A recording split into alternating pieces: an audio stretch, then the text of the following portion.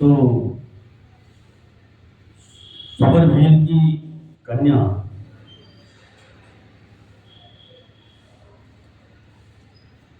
सबरी के पिता ने सबरी का ब्याह रचाया और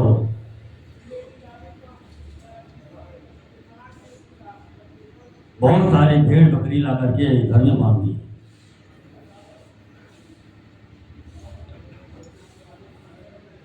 सबरी ने देखा कि मेरे घर में बहुत से भेड़ बकरी आए हुए हैं, तो अपने पिताजी से पूछी, पिताजी ये भेड़ बकरी जो हमारे घर में आए हैं वो किस लिए आए हैं, इनका क्या काम है?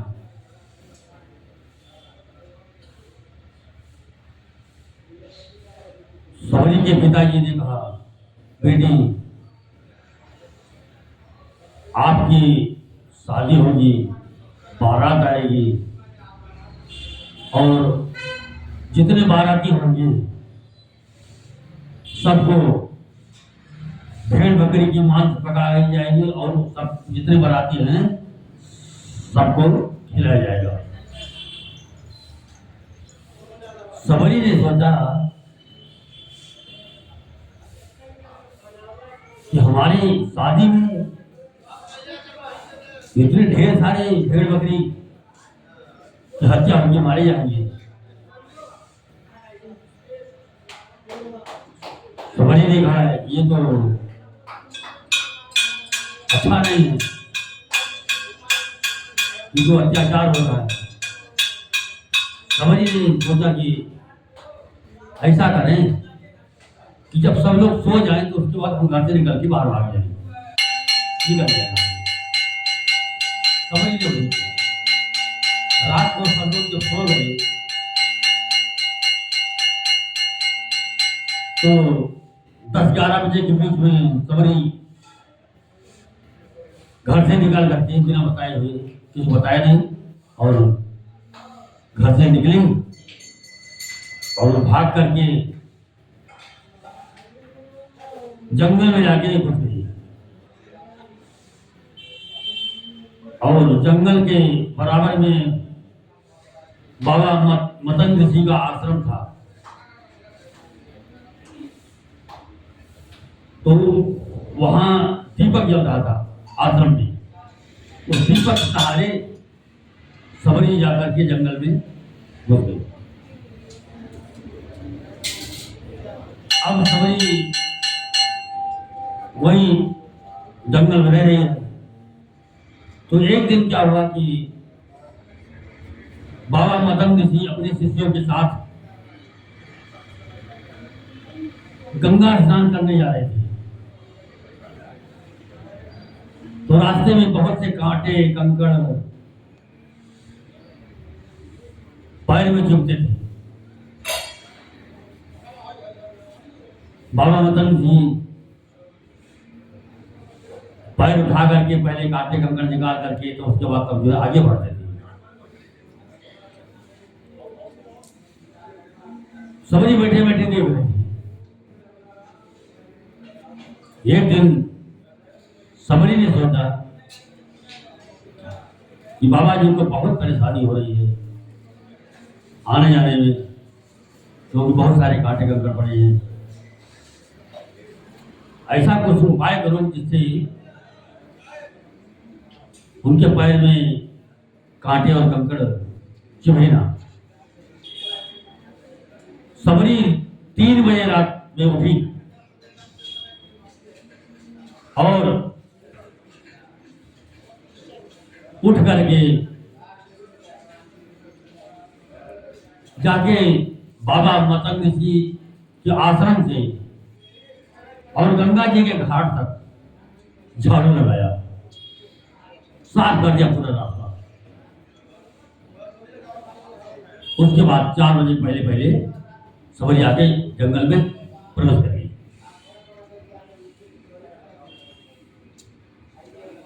बाबा मतंग ऋषि अपने शिष्यों के साथ गंगा स्नान करने निकले तो बड़े आराम से चले आ रहे हैं।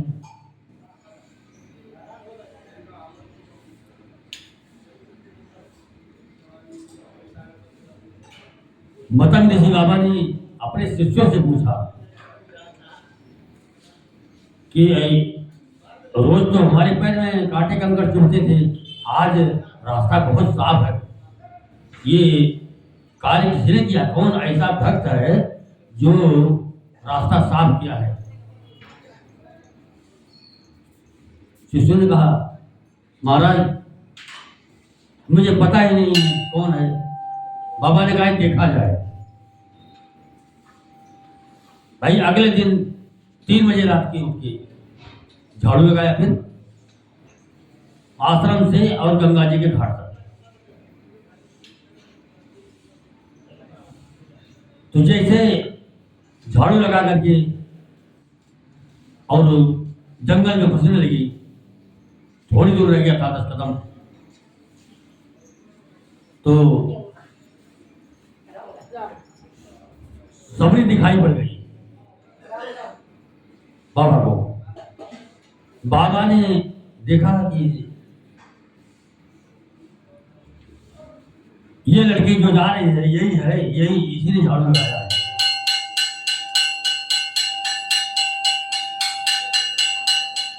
बाबा माता ने आवाज लगाई, बेटी कहाँ भागी जा रही हो? अब सबरी डर के मारे जा रहे थे, क्योंकि सबरी जो थी वो अछूत के कन्या थी। डर के मारे कि बाबा कहीं हमको मार न डाले।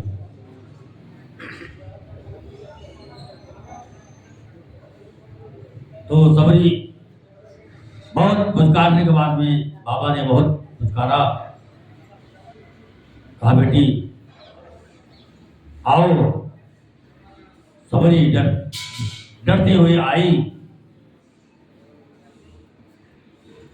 बाबा ने कहा, बेटी जो आपने कार्य किया है ये बहुत सुंदर कार्य किया है, आपने बहुत सुंदर काम किया है, और हम आपको एक आशीर्वाद देते हैं।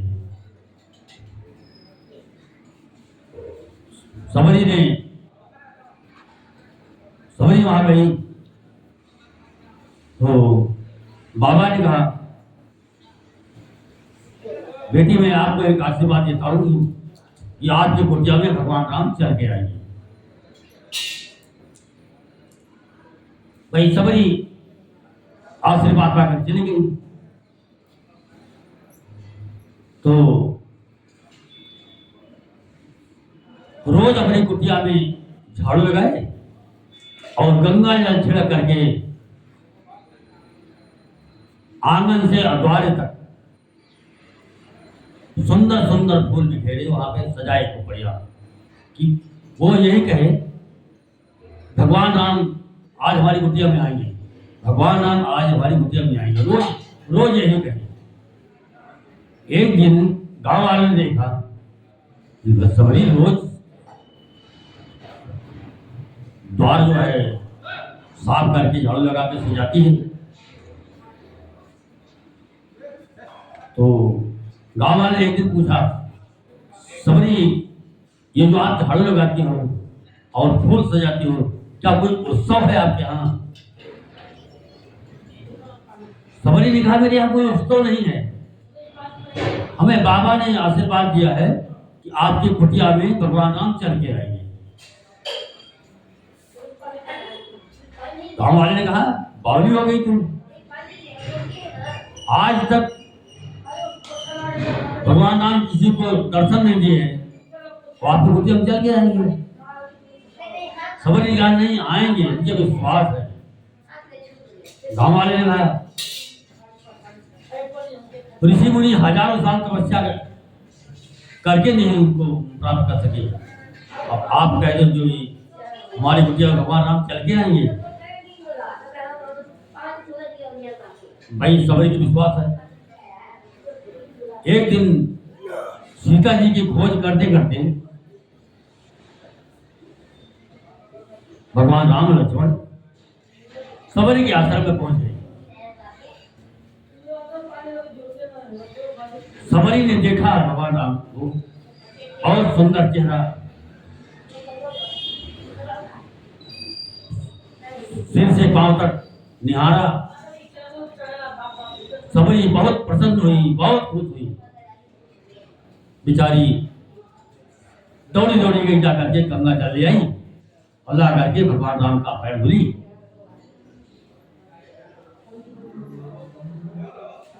और अपनी कुटिया में बैठाया और सबरी यही विनती कर रही है।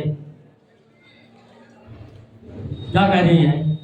देखिए भजन तो है लेकिन सिंपल ही आपको सुना रहा हूं। इसे अरे मैं कहाँ बिठाऊं राम कुटिया छोटी सी, मैं कहाँ बिठाऊं राम कुटिया छोटी सी, छोटी सी हाँ छोटी सी, छोटी सी हाँ छोटी सी, मैं कहाँ बिठाऊं राम कुटिया छोटी सी।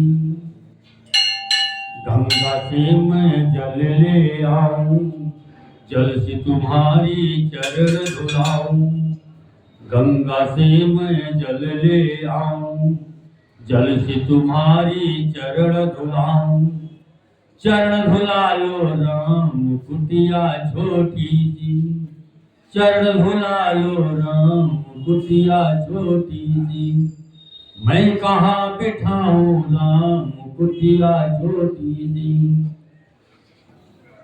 भगवान राम के सामने सबरी यही कह रही है, हे प्रभु हमारी कुटिया बहुत छोटी है, मैं कहाँ बिठाऊं। तो उसके बाद में सबरी जाकर के कुश ले आई और कुश ला करके अपने हाथों से आसन बनाया और आसन बना करके भगवान राम को बिठाया। जंगल से मैं कुशा ले आऊं, कुशा ले आऊं मैं हाथों से बनाऊं, और जल्दी बैठो राम कुटिया छोटी सी, जल्दी बैठो राम कुटिया छोटी सी, मैं कहाँ बिठाऊं राम कुटिया छोटी सी, छोटी सी हाँ छोटी सी, छोटी सी हाँ छोटी सी, मैं कहाँ बिठाऊं राम कुटिया छोटी सी। अब सबरी के मन में क्या आया? सबरी क्या सोच रही है? बागों में जाकर के बढ़िया बढ़िया सुंदर सुंदर फूल ले आऊं और अपने प्रभु के लिए माला बनाऊंगी, हार, और हार बना करके अपने भगवान के गले में पहनाऊं।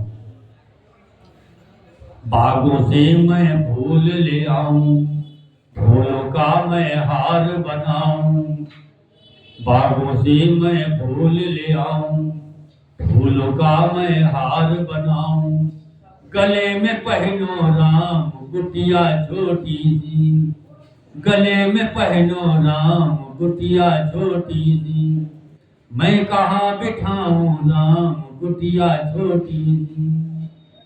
सबरी यही रट रही। तो फिर सबरी क्या सोच रही है? अपने प्रभु के लिए जंगल से जाकर के मीठे मीठे पेड़ ले आऊं और अपने प्रभु को खिलाऊं। जंगल से मैं पेड़ ले आऊं, पेड़ों का मैं भोग लगाऊं, जंगल से मैं पेड़ ले आऊं, पेड़ों का मैं भोग लगाऊं। सबरी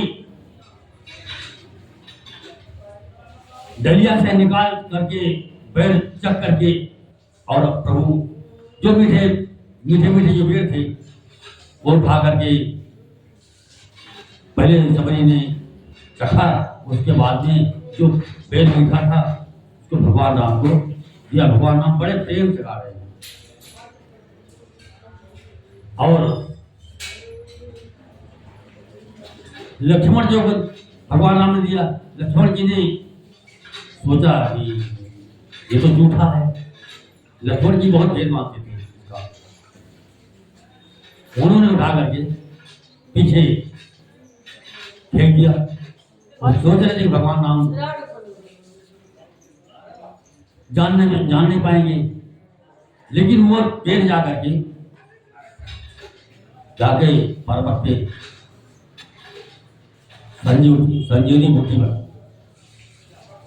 तो जंगल से मैं पेड़ ले आऊं, पेड़ों का मैं भोग लगाऊं, मेरा भोग करो स्वीकार कुटिया छोटी सी, मेरा भोग करो स्वीकार कुटिया छोटी सी, मैं कहाँ बिठाऊं राम कुटिया छोटी, छोटी सी हाँ छोटी सी, छोटी सी हाँ छोटी सी, मैं कहाँ बिठाऊं राम कुटिया छोटी सी।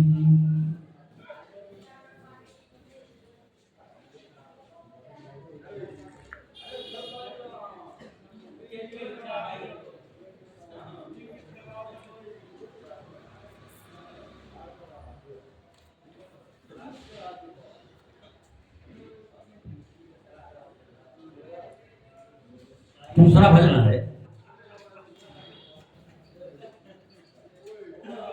केवट ने अपने नाव में भगवान राम और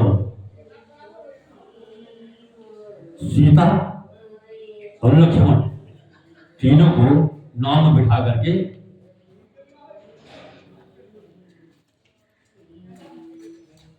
केवट लेकर चला नाव। नाव जब बीच धारा में पहुंची तो गंगा जी की लहर देख करके केवट घबरा गया। तो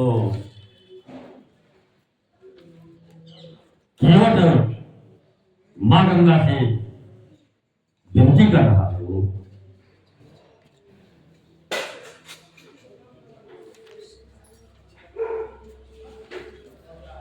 केवट क्या विनती कर रहा है?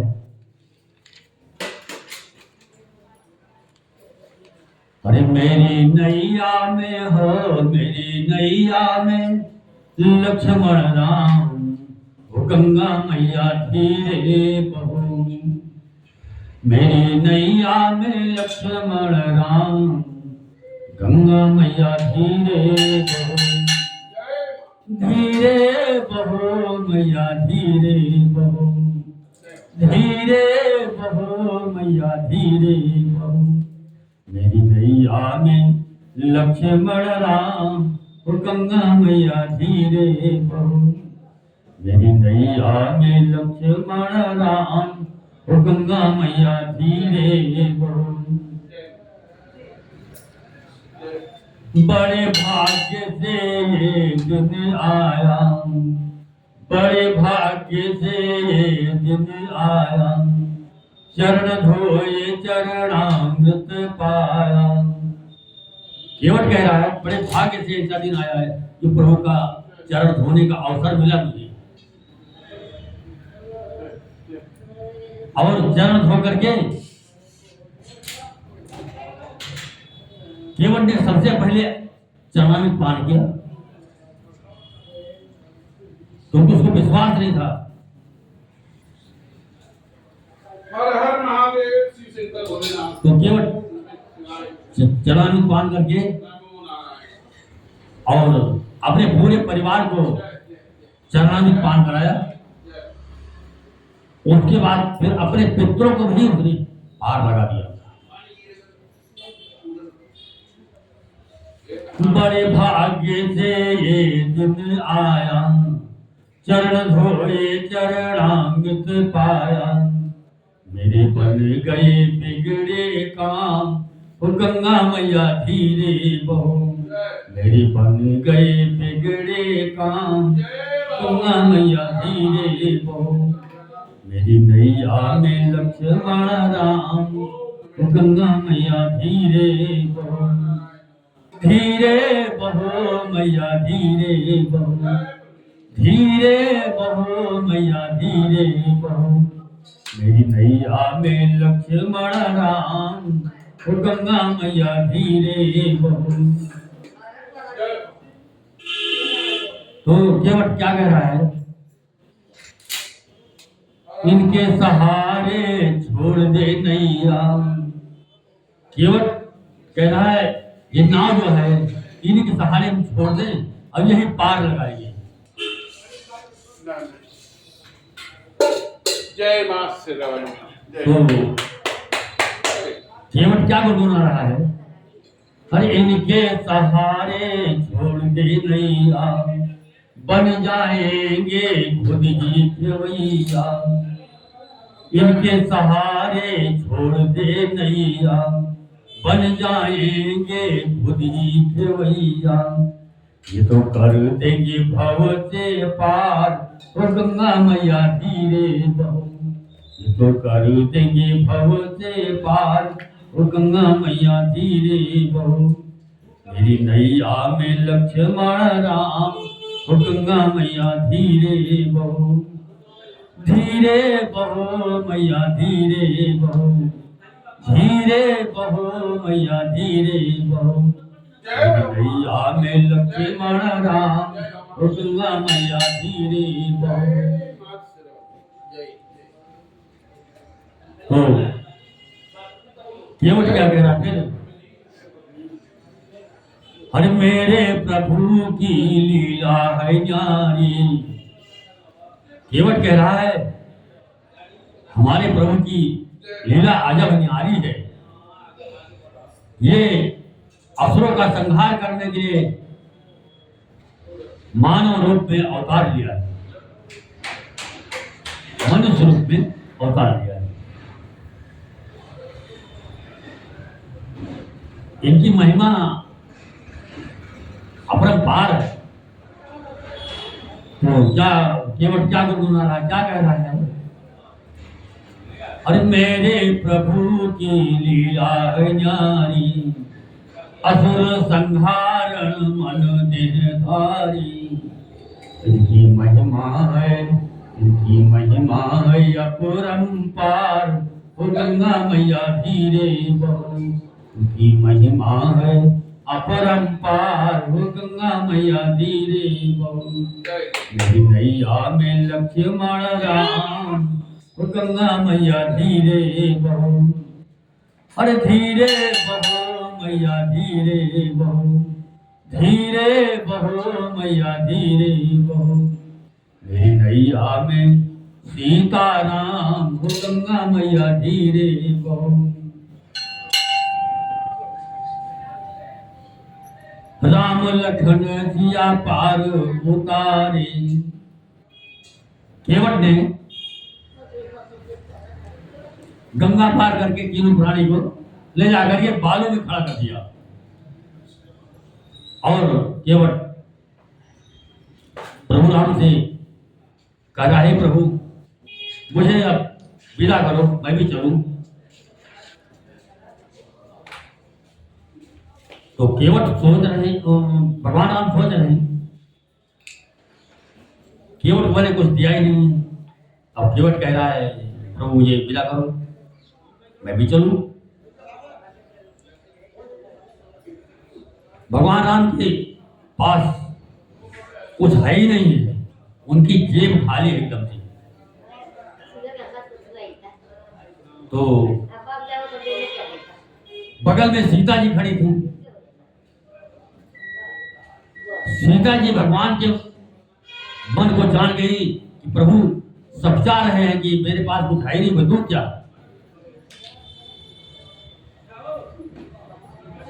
सीता जी ने अपने हाथ की उंगली से अंगूठी उतारी और वो अंगूठी भगवान राम को दे दी। भगवान राम केवट को उतराई दे रहे हैं। केवट कह रहा है प्रभु मैंने सब कुछ पा लिया है, मुझे तो अब क्या चाहिए? मुझे सब मिल गया है। भगवान राम ने कहा केवट अरे तुम्हें मैंने क्या दिया है? आपको मैंने कुछ दिया ही नहीं है और कह रहा हूं मुझे मिल गया है। केवट ने क्या कहा प्रभु हमें सब कुछ मिल गया है, आप कुछ ऐसा कुछ नहीं जो हमें मिला ही नहीं। क्योंकि केवट की मजदूरी उसी समय मिल गई थी जिस समय केवट ने पांव पखारा और भगवान नाम उसके सिर पर हाथ रखा। उसी समय केवट को उसी समय मजदूरी मिल गई थी। केवट उसी में विश्वास करे कि हमने सब कुछ पा लिया। भगवान राम ने कहा केवट मैंने आपको कुछ दिया ही नहीं, आप कह रहे हो पा गया, मैं कहाँ गया है? केवट ने कहा प्रभु मुझे सब मिल गया है, अब मुझे कुछ नहीं चाहिए। आप जब वापस इसी रास्ते से आएंगे तब हम मजदूरी ले लेंगे, तब संस्कार कर लेंगे हम, अभी मैं कुछ नहीं लूंगा। तो आखिरी लाइन है राम लखन सिया पार उतारे, राम लखन सिया पार उतारे, सोच रहे प्रभु गंगा किनारे। राम लखन सिया पार उतारे, सोच रहे प्रभु गंगा किनारे। उतराई में क्या दो दान ओ गंगा मैया धीरे बहो, उतराई में क्या दो दान ओ गंगा मैया धीरे बहो।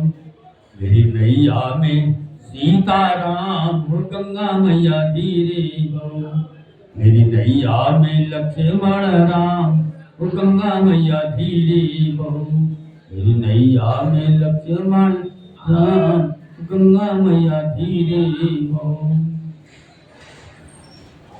अगर हमारा भजन आप लोगों को अच्छा लगे तो कृपया हमारे चैनल को सब्सक्राइब करें एवं लाइक करें। हमारा चैनल है गोपेश्वर मंदिर 1008।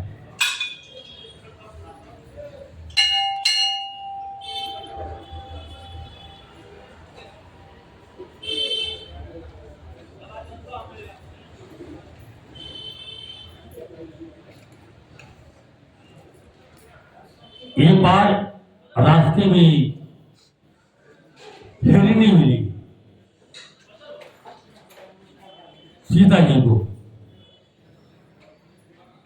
हिरनी खड़ी हो गई भाई सामने और सीता जी से पूछती है ये सखी ये जो आपके साथ दो पुरुष हैं वो हैं कौन, मुझे समझा कर बताइए। अब हिरनी पूछ रही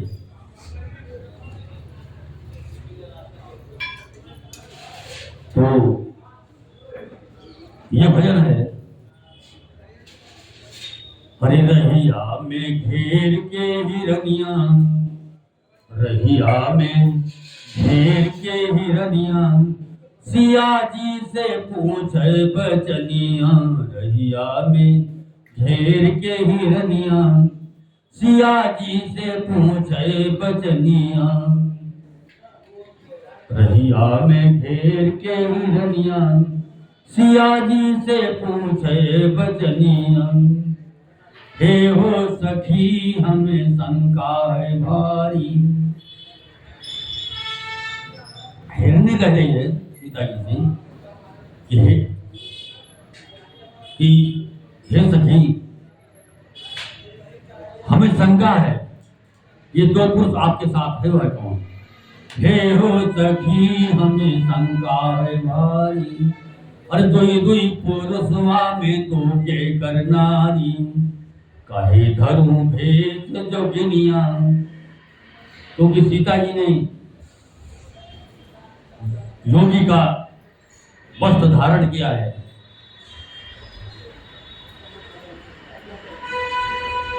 कहे धरू भेद जोगिनिया, सिया जी से पूछे बचनिया। रहिया में घेर के हिरनिया, सिया जी से पूछे बचनिया।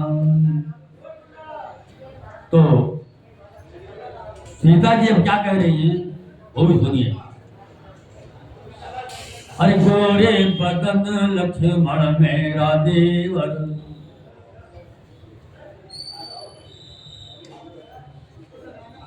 सीता जी कह रही है हिरणी से, ये गोरे रंग के जो है ना, ये हमारे देवर है ये।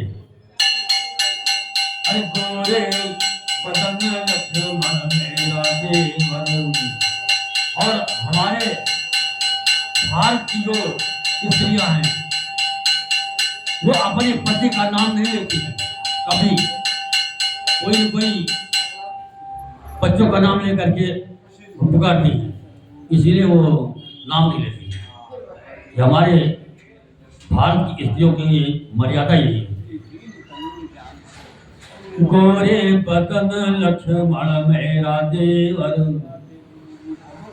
मोरे हर सवर बदनिया, समर बदनिया सांवले रंग के है ना भगवान राम, इसलिए सीता जी तिरछे नयन करके और बता रही हैं, मोरे हर समर बदनिया, सिया जी से पूछे बचनिया, रहिया में घेर के हिरनिया, सिया जी से पूछे बचनिया।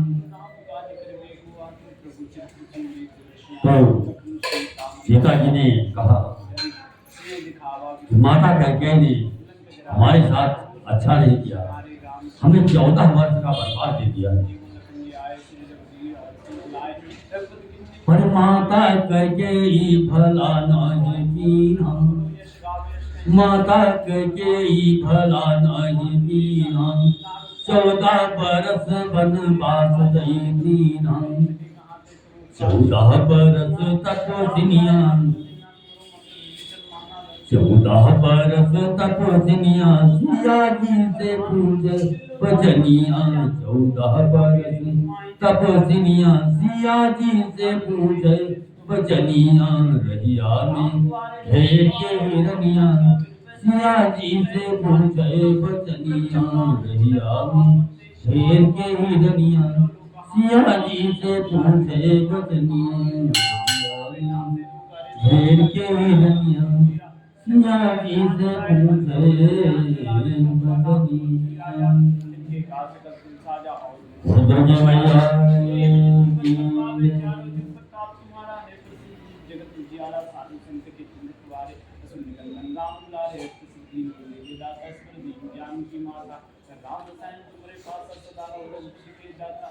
ये चौथा भजन हमारा है, ये भजन उस समय का है।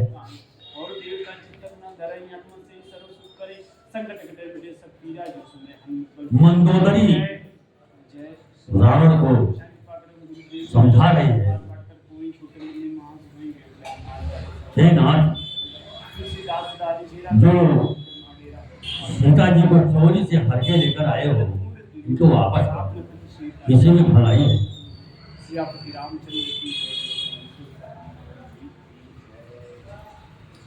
तो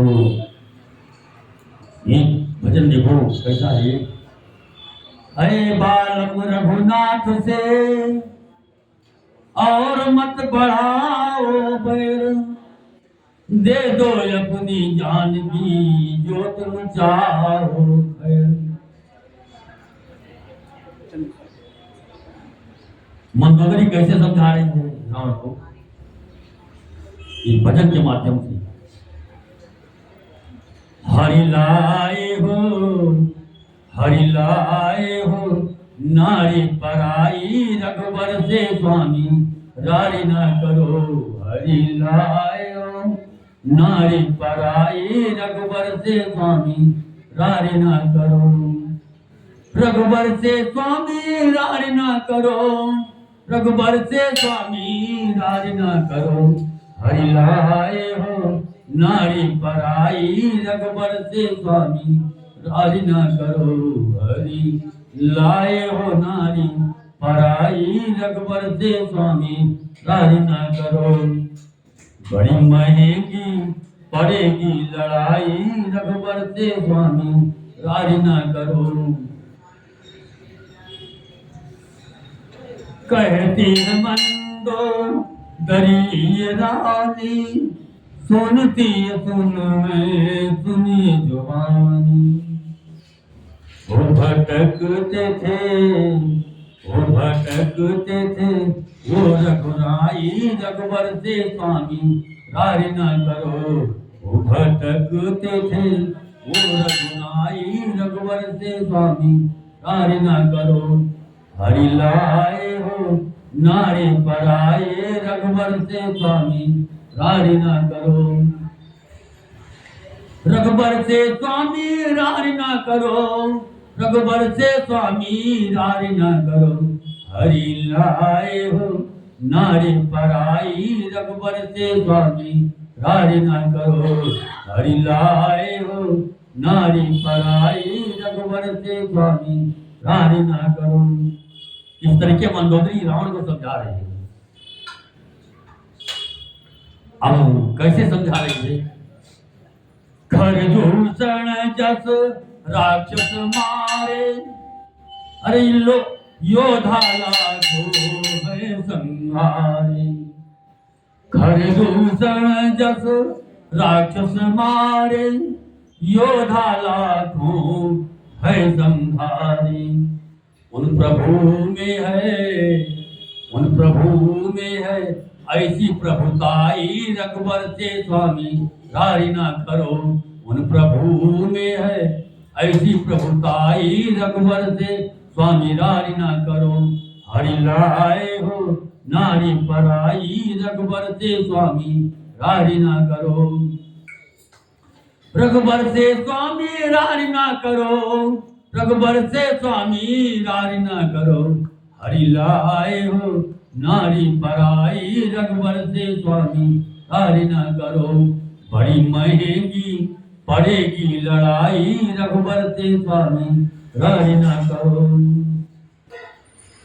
अब मंदोदरी आगे क्या कह रही है ये भी सुनिए। बाजी न लगाओ पिया अपनी जान की, बाजी न लगाओ पिया, बाजी न लगाओ पिया अपनी जान की। वापस दे दो उनकी जान की, बाजी न लगाओ पिया, बाजी न लगाओ पिया अपनी जान की। वापस दे दो उनकी जान की। अरे खत्म हो जाएगी सब लड़ाई रघुवर से स्वामी रारी ना करो। खत्म हो जाएगी सब लड़ाई रघुवर से स्वामी रारी ना करो। बड़ी महंगी पड़ेगी लड़ाई रघुवर से स्वामी रारी ना करो। बड़ी महंगी पड़ेगी लड़ाई रघुवर से स्वामी रारी ना करो। रघुवर से स्वामी रारी ना करो, रघुवर से स्वामी रारी ना करो। हरि लाए हो नारी पराई रघुवर से स्वामी रारी ना करो। हरि लाए हो नारी पराई रघुवर से स्वामी रारी ना करो। बड़ोदर की मैया की